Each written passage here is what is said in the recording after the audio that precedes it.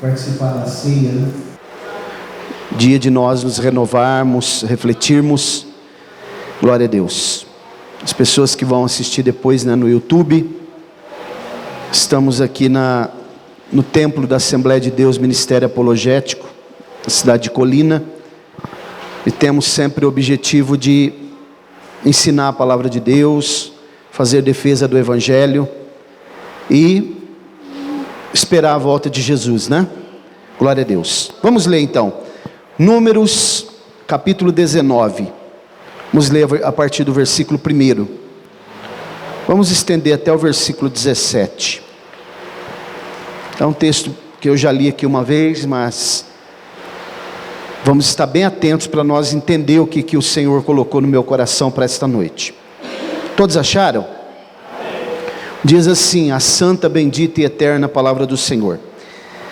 E o Senhor falou a Moisés e a Arão, dizendo: este é o estatuto da lei, que o Senhor ordenou, dizendo: dize aos filhos de Israel que tragam uma novilha ruiva, sem defeito e sem mancha, e que nunca tenha levado jugo.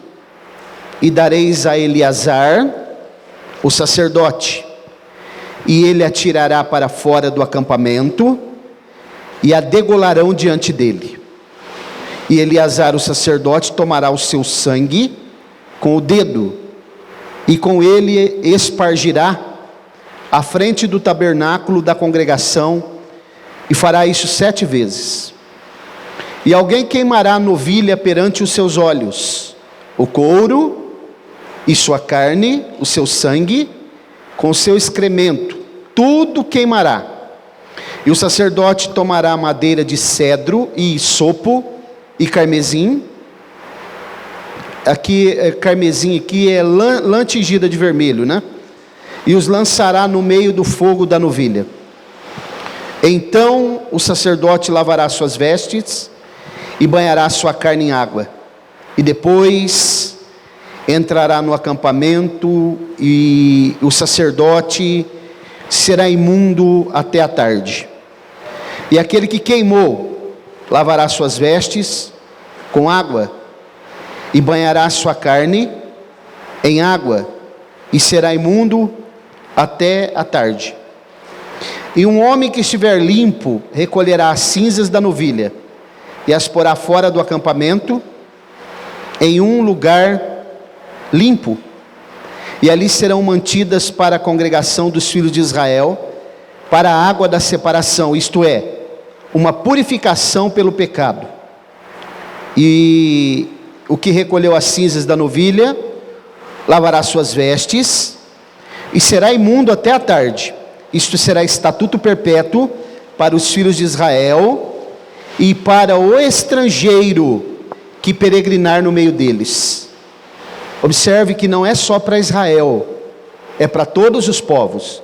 Aquele que tocar no cadáver de algum homem será imundo durante 7 dias, e se purificará com isto no 3º dia, e no 7º dia estará limpo. Mas se não se purificar no 3º dia, não estará limpo no 7º. Todo aquele que tocar no cadáver de algum homem que esteja morto e não se purificar, contaminará o tabernáculo do Senhor, e essa alma será destruída de Israel, porque a água da separação não foi espargida sobre ele. Imundo será, e a sua imundície estará ainda sobre ele. Esta é a lei. Quando morrer algum homem em alguma tenda, todo aquele que entrar na tenda, todo aquele que estiver na tenda será imundo 7 dias. E todo vaso aberto, sobre o qual não houver uma coberta, será imundo. E todo aquele que no campo tocar em algum que for morto pela espada, ou um cadáver, ou um osso de um homem, ou uma sepultura, será imundo 7 dias. E para uma pessoa imunda tomarão as cinzas da novilha queimada, para a purificação do pecado, e porão com ela água corrente em um vaso. Uma tradução fala água corrente, outra fala águas vivas, ok? Águas vivas são águas correntes. Irmãos, uma palavra, entenderam? Não? Porque essa palavra aqui é difícil de entender mesmo. Essa palavra aqui, irmãos, nós vamos entender porque que ela é difícil de entender. Viu? Preste muita atenção. Nós acabamos de ler um texto aqui que fala sobre um animal, a novilha vermelha, ruiva. Em todo o período da história, desde a inauguração do tabernáculo, só existiram 9 novilhas dessas. A 10ª novilha ainda está sendo procurada pelos judeus, porque ela precisa ser toda vermelha. Não adianta aparecer uma novilha vermelha, de vez em quando aparece uma, os rabinos de Israel levam ela para examinar, se tiver um pelo de outra cor, não serve. Precisa ser totalmente ruiva. E eles estão procurando para prepará-la para a inauguração do próximo templo que será reconstruído em Israel. Para nós entendermos essa palavra, deixa eu dar uma explicação aqui para os irmãos de algo interessante. Desde quando os judeus saíram do cativeiro babilônico, com a última leva por volta do ano... a última leva por volta do ano 445, que eles voltaram em 3 levas. Iniciou-se através do sacerdote Esdras. É só ler lá no livro de Esdras que eu estou falando. Novamente se retomou o estudo da lei de Moisés, que eles chamam Torá, né? A lei de Moisés. E como eles fazem isso até hoje, o povo judeu? Eles dividiram a Torá, que é o Pentateuco, né? Os 5 livros do Antigo Testamento, 5 primeiros livros. Eles dividiram isso em 52 partes. E eles estudam toda semana porções dessas divisões, que eles chamam Parashá, e eles fazem isso no sábado. Então eles dividem em 52 partes, e todo sábado eles vão estudando porções dessas 52 partes até chegar ao final do ano, quando no final do ano eles estudaram toda a Torá. E nós deveríamos fazer isso também, traçar um plano para ler toda a Bíblia durante o ano. Isso é muito importante. Agora, esse texto que nós acabamos de ler, se vocês prestaram atenção, e precisa ser prestada atenção nos detalhes, vocês vão perceber que o Senhor falou a Moisés e Arão dizendo que este é o estatuto da lei. Estatuto da lei, estatuto da Torá, né? Aqui a palavra que aparece para estatuto aqui, ela é uma palavra muito interessante e tem o artigo definido. Os irmãos perceberam que não está falando um estatuto, está falando o estatuto. O que significa isso? Para o povo judeu, esse texto que nós acabamos de ler, ele resume toda a lei e toda a Bíblia Sagrada está resumida nesse texto, porque é o estatuto. Não é um estatuto, porque tem vários estatutos. Então, como que nós podemos entender isso? Por que esse texto em especial é chamado de o estatuto da Torá, da lei? Porque o que tem de especial nessa palavra que narra sobre uma novilha ruiva? Paradumá, novilha ruiva. O que tem de especial nisso? Quando nós vamos estudar sobre estatutos na palavra de Deus, estatutos, leis, princípios, preceitos, mandamentos, a palavra mandamentos, mitzvot, ela é dividida em 3 partes, isso aqui é importante os irmãos saberem. Ela é dividida em 3 tipos de mandamentos. Primeiro, um que eles chamam de mishpatim. O que é mishpatim? Significa, por exemplo, é algo que eu compreendo. Quando eu recebo o mandamento de Deus, eu compreendo plenamente, o meu intelecto consegue entender. Por exemplo, não matarás. Quem entende aqui o que é não matarás? Não adulterarás. Vocês entendem? Não levantarás falso testemunho. Todos aqui entendem? Amém? Isso é chamado mishpatim. O segundo tipo de mandamentos que eles também ensinam é chamado Heiduts. Isso daí são mandamentos memoriais. Por exemplo, as festas de Israel: Páscoa, Tabernáculos, Pentecostes, Purim, festa da dedicação. São mandamentos que nós trazemos na nossa memória. Santa Ceia não é uma ordenança no Novo Testamento? Nós não estamos fazendo aqui e relembrando, como Danilo já orou aqui, todo o processo que Jesus passou na cruz. Isso é chamado lá na tradição judaica de Heiduts. Agora tem um terceiro tipo, irmãos, que é chamado Hukim. Esse tipo de mandamento é o que eu expliquei para vocês aqui, que significa supra-racional, está acima da compreensão humana. Ah, pastor Mauro, então por que nós obedecemos? Porque está escrito. Simplesmente por isso. Por exemplo, por que Deus estabeleceu que o dízimo deveria ser 10%? Vocês já acharam a explicação na Bíblia? Está explicando por que 10%? Não, porque Ele estabeleceu. Ele não poderia ter estabelecido 8%? Ou 20%? Ou 15%? Mas Ele colocou 10%. Isso é chamado, então, de mandamentos Hukim. Nós não entendemos, está além da nossa compreensão, mas nós obedecemos, porque está escrito na palavra de Deus, né? Alguém diz assim: mas como pode estar escrito na Bíblia que um homem ficou 3 dias no ventre de um peixe? Não me pergunte o que aconteceu lá dentro, porque eu não sei, mas eu acredito porque está escrito na palavra de Deus. Se está escrito, está acima da minha compreensão, mas eu acredito porque está escrito aqui. Como que Jesus ressuscitou Lázaro, pastor Mauro? Com 4 dias de morto, isso não existe. Está escrito aqui, eu creio. Ok? E esses mandamentos chamados Hukim, então nós não conseguimos entender. Como que nós vamos entender aqui plenamente o que está falando sobre uma novilha ruiva? Primeiro, que ela deve ser ruiva porque ela é um tipo de Adão. A própria palavra Adão significa aquele que é vermelho como a terra, falando do segundo Adão, que é o próprio Jesus. Ok? Então vamos trafegar aqui dentro dessa palavra, que eu quero mostrar algumas coisas para os irmãos aqui.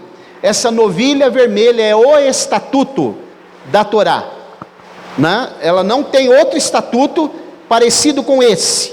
Não existe outro texto na Bíblia que possa ser comparado com esse, porque aqui se resume, toda a escritura sagrada está resumida aqui, e nós vamos entender por quê.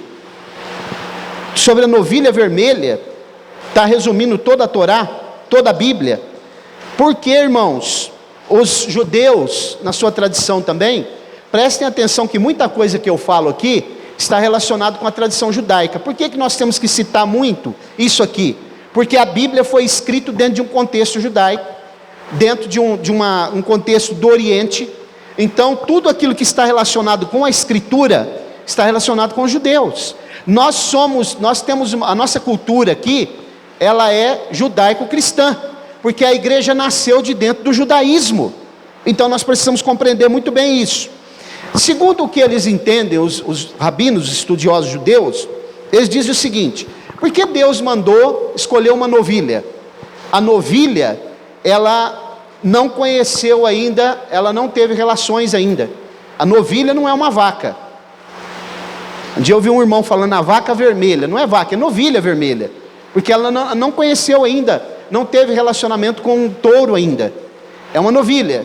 Agora, por que dentro da tradição judaica eles acreditam que Deus escolhe uma novilha vermelha para que pudesse se purificar o tabernáculo e se pegar as cinzas dela e guardar num memorial, para que depois se criasse a água da purificação para se misturar com essa cinza?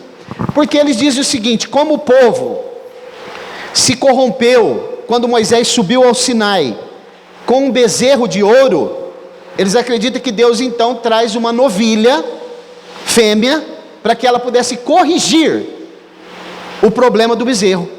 E aí eles contam uma história interessante. Não está na Bíblia isso daqui, irmãos. Isso aqui é tradição judaica. eles contam uma história, diz assim, que havia um rei, que tinha um palácio muito bonito, e esse palácio, o piso dele brilhava, as pedras que estavam no piso, e um dia entrou um menino, sem pedir para ninguém, dentro da sala do trono, do rei, e sujou a sala do trono, e o rei ficou furioso. Então o rei chamou os seus súditos, e perguntou assim, quem fez essa sujeira aqui? E alguém disse, aquele menino lá. Então o rei disse assim, então chama a mãe dele para limpar essa sujeira, porque quem tem que limpar é a mãe dele. Entenderam? Então os judeus usam essa metáfora para dizer, quem deveria corrigir o problema do bezerro de ouro deveria ser uma novilha fêmea. Isso está dentro da tradição judaica, por isso eles acreditam que um dos primeiros pontos que se utiliza nessa novilha é exatamente isso. Partindo desse pressuposto, quero mostrar para vocês o seguinte, essa novilha, irmãos, ela só aparece aqui, nesse texto, e num outro texto que está no Novo Testamento, em Hebreus 9, e versículo 13, lá vai falar dessa novilha. O escritor aos Hebreus, sendo um exímio conhecedor das tradições judaicas, ele cita essa novilha em Hebreus 9, 13. Muito bem. O fato de ser uma novilha também, não poderia ser qualquer novilha, apenas vermelha. Ela deveria ser uma novilha sem mancha. Não pode ter nenhum tipo de pelo, de outra cor, sem defeito. Nunca poderia ter recebido jugo, canga sobre ela. Quando nós olhamos para o texto que está em Mateus 11, 29, o que Jesus fala? Vinde a mim, todos os que estáis cansados e sobrecarregados, e eu vos aliviarei.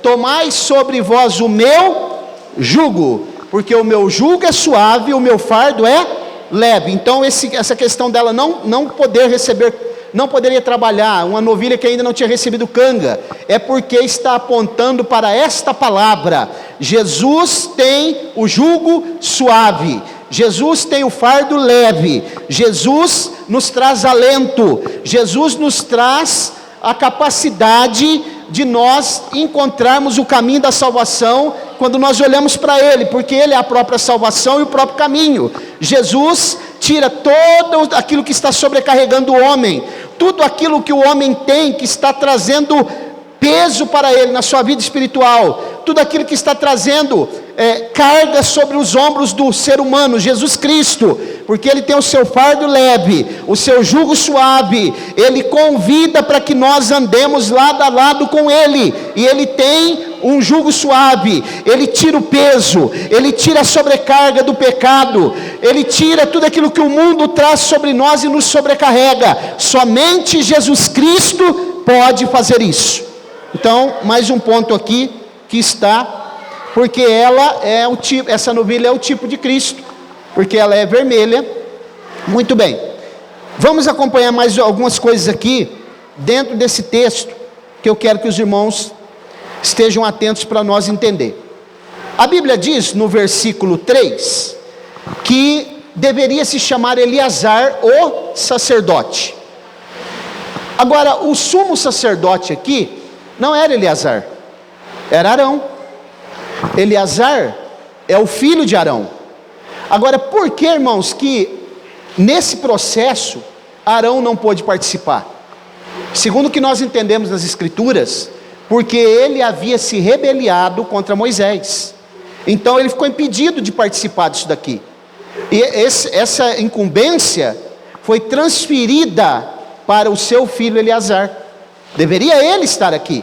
Mas quando Miriam e Arão se levantam contra Moisés, eles estão criando um problema seríssimo, porque eles estão trazendo para eles uma prerrogativa que não era deles, e isso fez com que Arão perdesse muitas coisas. Inclusive quando ele morreu, ele precisou ser despido da sua veste sacerdotal, e foi sepultado assim e despido na frente de toda a congregação. Que vergonha, a sua veste sacerdotal.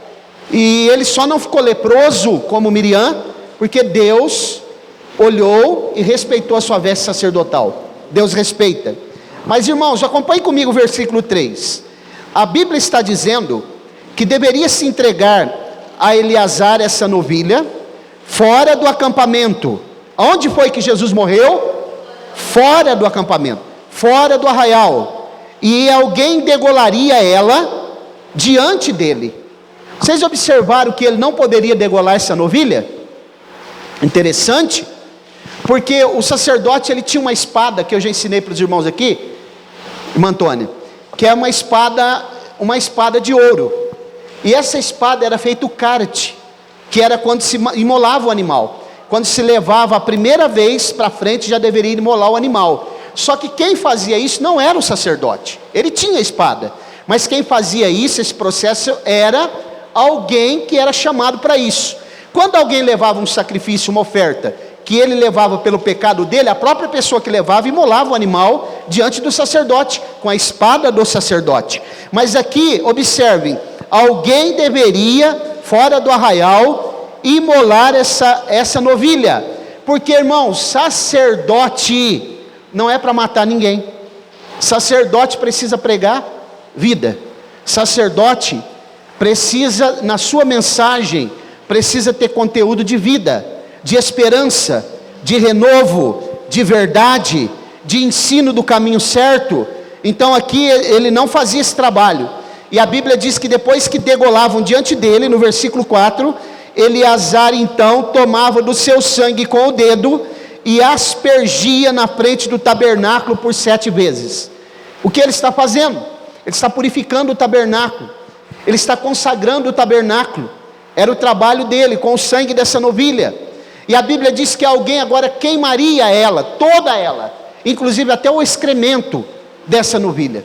Você sabe por que tudo era queimado dela? Porque isso aqui fala de todas as nossas transgressões, de todos os nossos pecados, de todas as nossas mazelas, de todas as nossas estultiças, nossas vergonhas, tudo isso lançado dentro do fogo e queimado. Sabe por quê? Porque a partir do momento que nós nos encontramos com Jesus, que Ele purifica a nossa vida, tudo o que nós fizemos antes, todas as nossas mazelas, todas as coisas que nós praticamos lá no mundo longe dEle, é esquecida, é lançado como se fosse dentro de um fogo e queimado. A Bíblia diz: mar do esquecimento. Deus se esquece, Deus não fica lançando em rosto, porque Deus, Ele não é como os homens, Ele se esquece. Se você diz assim: mas eu pequei algo muito grande, quando eu ainda não conhecia Jesus, mas se você realmente é um crente fiel, se você se arrependeu de coração, confessou o teu pecado, Jesus já se esqueceu, já foi apagado, já foi queimado. Glória a Deus. A Bíblia diz no versículo 6 que o sacerdote tomaria madeira de cedro e isopo e carmesim. Sabe o que é isso daí? Isopo é uma esponja, é uma planta esponjosa que absorve, e ela também era como um antibiótico, então ela absorvia aquele sangue. E carmesim aqui é lã tingida, eles pegavam a lã e tingia de vermelho, de carmesim, e lançará tudo no meio do fogo. Então o sacerdote lavará suas vestes e a sua carne em água, e depois entrará no acampamento, e o sacerdote será imundo até... Observem aqui no texto que nós lemos todo, até o versículo 17, vai aparecer algumas vezes a palavra tarde, terceiro dia e 7º dia. Isso não é coincidência. Os irmãos sabem que Jesus, ele deu o brado na cruz à tarde. À tarde. A Bíblia diz que a hora nona, às 15 horas, na tarde, significa que quando Jesus morreu à tarde, tudo aquilo que estava sobre nós, toda a impureza, todo o pecado, todas as enfermidades espirituais foram tiradas. Nós somos limpos. Por isso que vai aparecer aqui à tarde. Terceiro dia, ele ressuscitou ao terceiro dia. 7º dia aqui representa a chegada do milênio, porque o ano do milênio ele é sabático, é como se fosse um 7º ano. Então tudo isso está envolvido com escatologia, isso aqui é profético, a igreja está esperando isso, a igreja tem a esperança no seu coração, precisa ser viva. Nós não podemos apenas nos reunir aqui dia da ceia e nos outros cultos, e vir aqui apenas para nos encontrar. A esperança precisa estar brotada no nosso coração, nós precisamos acreditar no que está escrito, nós precisamos obedecer. Mas eu não entendo o que está escrito, apenas obedeça, ainda que seja supra-racional, além do nosso entendimento, além do nosso intelecto, mas Deus está falando conosco: faça assim, porque vocês serão bem-aventurados, serão recompensados. Vamos fazer o que está na Escritura, e o nome dele será glorificado, e nós alcançaremos as promessas futuras. É isso, irmãos, é isso aí. A Bíblia diz que essa novilha era sem mancha. A Bíblia diz também lá em 1 Pedro 1,19, que Jesus Cristo, ele era o Cordeiro imaculado, sem mácula, sem mancha nenhuma. Mas tem muito mais aqui. Eu quero que vocês prestem atenção numa coisa, porque a palavra que vai aparecer aqui algumas vezes, para impuro, o que vocês pensam que é impuro? Se eu perguntasse aqui, em qualquer outro lugar, vocês diriam assim: pessoas que estão em pecado. Sim ou não? É claro que quem está em pecado está impuro, mas o contexto que nós acabamos de ler aqui, a palavra, quando vocês lerem no Antigo Testamento, a palavra puro, a palavra impuro é a palavra tamê. Impuro significa sem influência, como uma torneira fechada. Ela traz a ideia de uma torneira fechada. Por isso que a pessoa que estava impura tinha que se lavar em águas correntes. Quando você abre uma torneira, o que acontece? A água corre, fluiu a água. Quem está impuro aqui, a palavra tamê, significa que ela tem um bloqueio, ela está como uma torneira fechada, não flui o relacionamento dela com Deus. Então, o que vai aparecer aqui, olha que interessante, é uma palavra que nos mostra que é como se eu abrir a torneira, eu cheguei diante de Deus, eu estou impuro, que a visão que se tem aqui é pecado, né?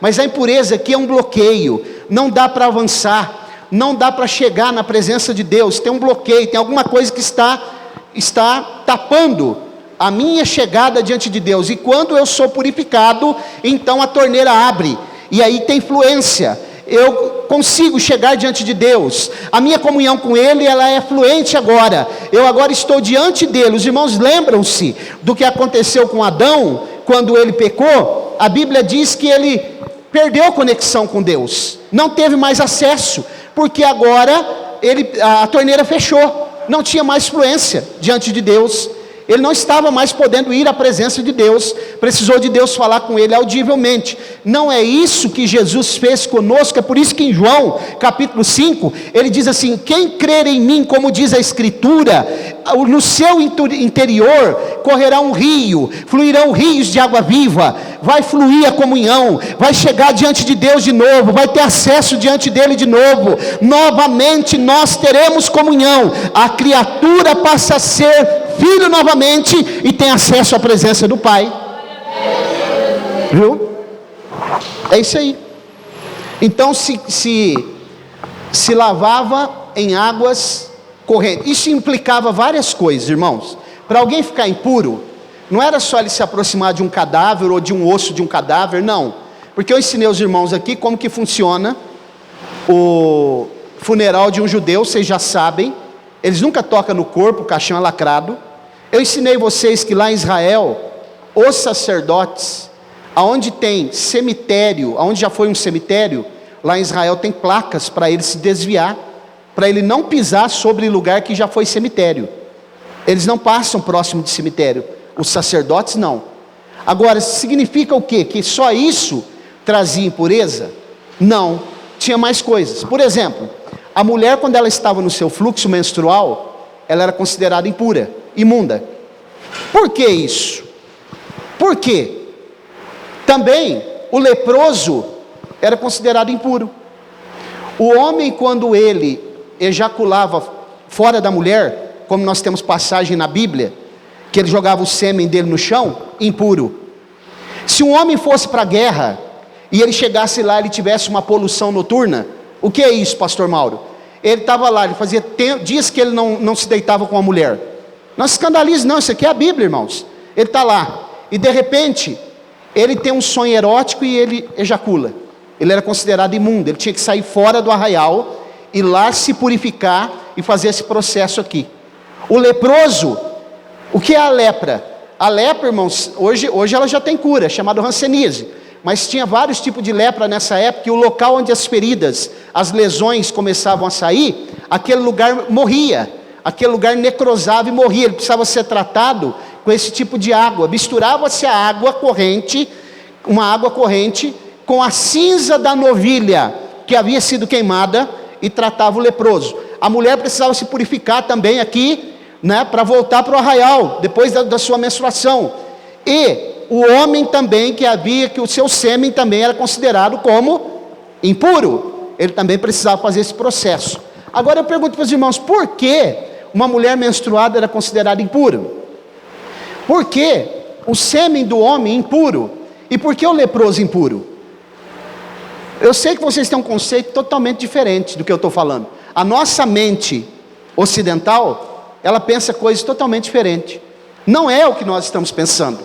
Não é nada disso. Eu vou explicar para vocês por quê. Porque, irmãos, a Bíblia, Deus, Jesus, o conceito de Deus, de Jesus, é vida. Vida sempre. Jesus deu a sua vida para quê? Para trazer vida. Então, quando alguém estava leproso, e os locais onde a lepra estava, morria aquele local ali, necrosava. Então a água da purificação trazia vida novamente. Por isso que ele era considerado impuro. Isso significa que é morto, aquele local é morto. O cadáver, o morto, no conceito judeu é impuro. Uma mulher que ela estava menstruada, porque aquele óvulo que deveria ter sido fecundado não foi, aquele óvulo produziria uma vida, mas agora ela está expelindo aquela vida como morte, porque aquele óvulo não foi fecundado. Um homem, quando ele ejaculava fora da mulher, é porque o sêmen é vida, e ele está jogando a vida fora, então era considerado impuro. É isso que a palavra de Deus está nos ensinando. Então se pegava a água da purificação para poder purificar essas pessoas. Eles estavam tamê, impuros. Agora, irmãos, o que é que Jesus fez conosco? Nós estávamos mortos, impuros, sem acesso a Deus, a vida havia se esvaído de nós, mas de repente, Jesus se entrega para ser imolado como esta novilha, e de repente nós somos purificados novamente, ganhamos acesso à presença de Deus, o véu do templo se rasga de cima a baixo, tipificando a carne de Jesus que foi rasgada na cruz, e nós agora podemos entrar na presença dele. A morte foi-se embora, a morte foi vencida, a vida veio novamente para nós, e nós estamos aqui nesta noite, porque temos certeza de vida eterna. Jesus Cristo dissipou a morte da nossa vida, e nos trouxe a vida eterna. A torneira se abriu, a água fluiu, o nome dele é glorificado, e a igreja ganhou o direito de um dia morar no céu. Você pode glorificar ele por isso? Profundo, né, irmãos? Agora, irmãos, observem, se isso daqui realmente é uma realidade que eu estou falando para vocês,